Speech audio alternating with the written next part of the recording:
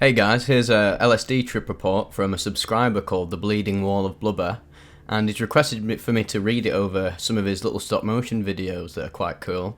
So yeah, buckle yourselves up for this one, it's going to be good. Surfing the electromagnetic spectrum on acid. 'Twas a wet spring evening. I dropped acid under a bridge, then meandered over to a bowling alley to use the toilet. Luckily, the acid takes a while to kick in because the place was buzzing with rowdy French Canadians. So I cut out and walked home. At the time I was 17 and it was a school night. When I got home I could feel it starting to work its magic.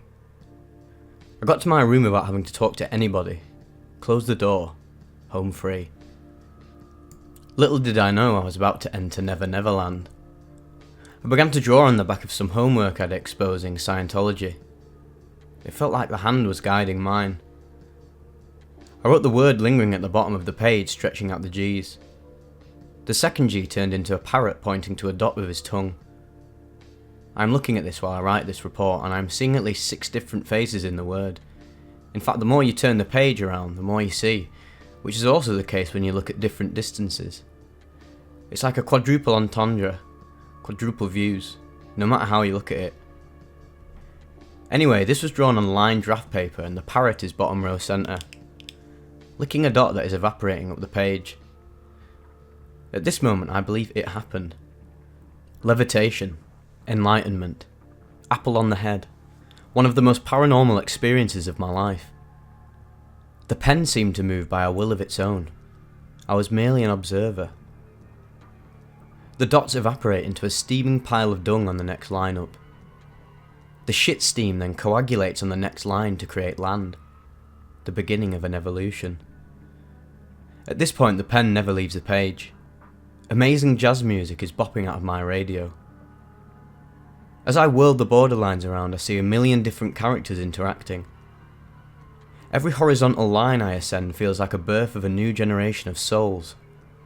Thoughts of reincarnation. Had I regressed so far back into my family tree to the point where I was split up into millions of different people? Perhaps even further back to the point of Dot? Whomever or whatever that was doing the drawing felt personal to the point that it felt like it may have been some sort of awakened inner soul, but at times it felt very impersonal. Extraterrestrial even. There was something biological about the drawing style. The drawing itself is mostly populated by birds, with 2 main ones at the top where the lower generations bind together to form a sort of plateau.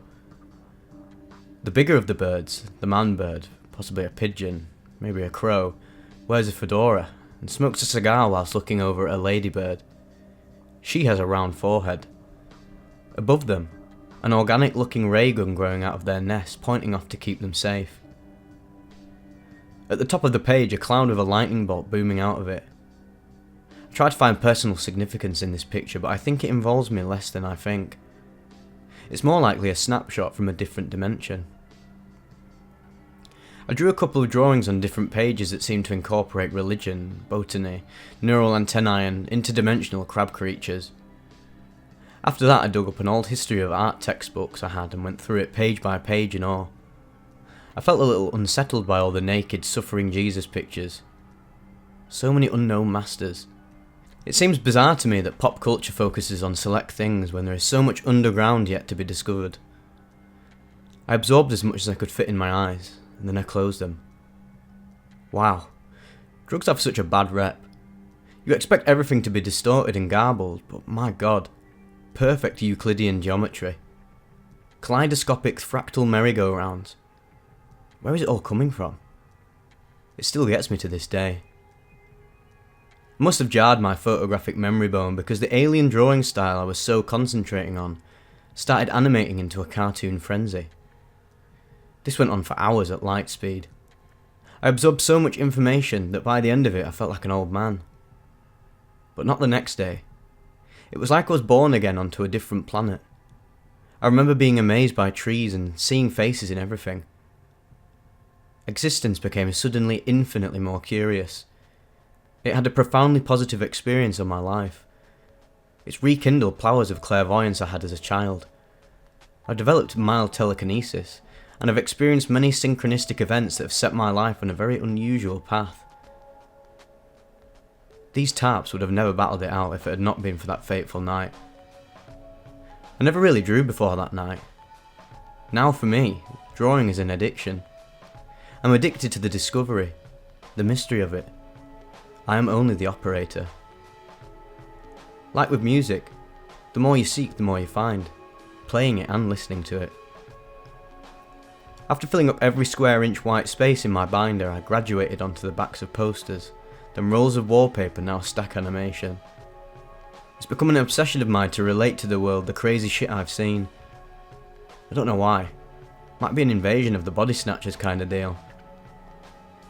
Every time I smoked weed for about a year after, when I closed my eyes, on went the psychedelic television.